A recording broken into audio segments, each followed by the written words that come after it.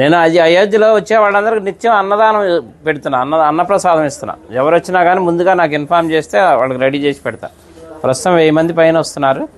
మన తెలుగు వాళ్ళకి భోజనం దొరకదు అక్కడ, అందుకని అందరికీ ఉచితంగా పెడుతున్నా. ఇంతకుముందు రాముల వారికి 5 వెండి ఇటుకలు ఇచ్చాను శంకుస్థాపనకి. మోడీ గారు శంకుస్థాపన చేశారు కదా, నా అదృష్టం బాగుండి ఆ ఇటుకలతోనే శంకుస్థాపన చేశారు. దాని మీద ఇప్పుడు గుడి తయారైంది.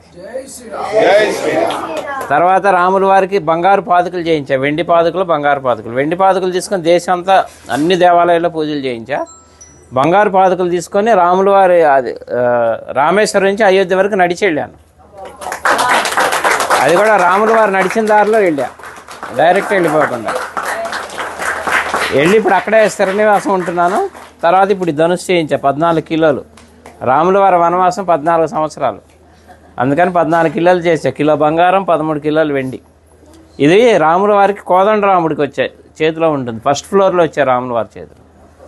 ఇప్పుడు నా మిస్సెస్ అక్కడే ఉంది అయోధ్యలోనే, నిత్యం అన్నప్రసాదం ఆమె చూసుకుంటుంది అక్కడ. వచ్చి చెన్నై అండి, జిఆర్టీ వాళ్ళు చేశారు. అలాగే నేను ఒక పెద్ద గుడి కడుతున్నా అయోధ్యలో.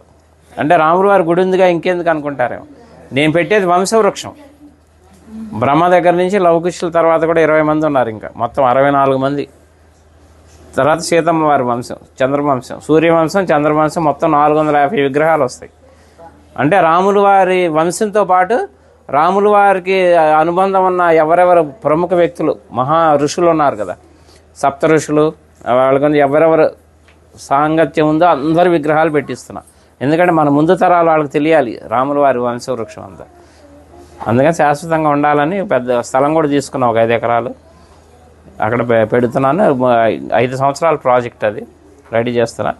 అలాగే ఇప్పుడు అయోధ్యలో అంటే మన తెలుగు వాళ్ళ తరఫున నేనేం పని చేసినా తెలుగు వాళ్ళ తరఫున చేస్తాను. అయోధ్యలో వాల్మీకి ఎయిర్పోర్టు, ఇక నేను వెళ్తూ వస్తూ పోతూ ఉంటాను కాబట్టి 2-3 సార్లు చూశాను, కానీ నాకు ఎందుకో లోటుగా అనిపించింది. అక్కడ ఒక విగ్రహం పెట్టిద్దామని గవర్నమెంట్ అప్రోచ్ అయితే పర్మిషన్ ఇచ్చారు, సెంట్రల్ గవర్నమెంట్.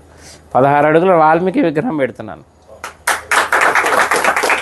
ఆ విగ్రహం కూడా రెడీ అయిపోతుంది ఇప్పుడు. అది కూడా ఎవరన్నా సహకరించినా కానీ తీసుకుంటున్నా.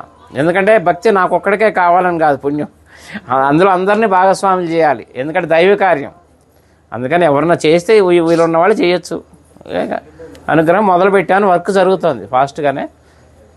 మార్చి ఏప్రిల్లో విగ్రహ ప్రతిష్టాపన అయోధ్యలో.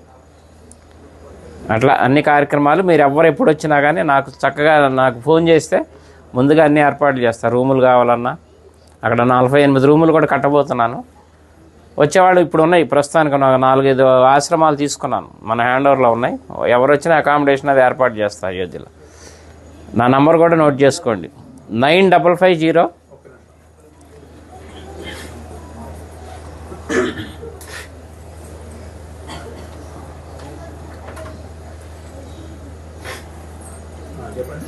9550 754 389. చల్లా శ్రీనివాస్ శాస్త్రి అయోధ్య అని పెట్టుకోండి. ఇంకా నేను ఉండబోయేది అక్కడే, హైదరాబాదే మాది కానీ మణికొండ, కానీ ప్రస్తుతం ఇంకా షిఫ్ట్ అయిపోయినాం అక్కడే ఉండి వచ్చే భక్తులకి సహాయం చేద్దామని అక్కడే ఉంటున్నాయి. ఇంకా రామ భక్తులకు సేవ చేసుకునే భాగ్యం ఇప్పించాడు రాముల వారు నాకు. ఎందుకంటే నిన్నే బాలరాముడు ప్రతిష్ట నిన్నే 1 year. అందుకే మా ఆవిడ అక్కడ ప్రసాదాలు తయారు చేసి మాకు అవకాశం ఇచ్చారు. ఇప్పుడు 6 రోజులు మొత్తం లోపల ప్రసాదాలు పంచే అవకాశం కూడా ఇచ్చారు. నిన్న మొదలైంది కార్యక్రమం, అందరికీ వినియోగిస్తున్నాం. 9550 754 389. చల్లా శ్రీనివాస్ శాస్త్రి అయోధ్య. ఓకేనా? ఎవరు ఏ టైంలో చేసినా కానీ నేను అందుబాటులో ఉంటాను.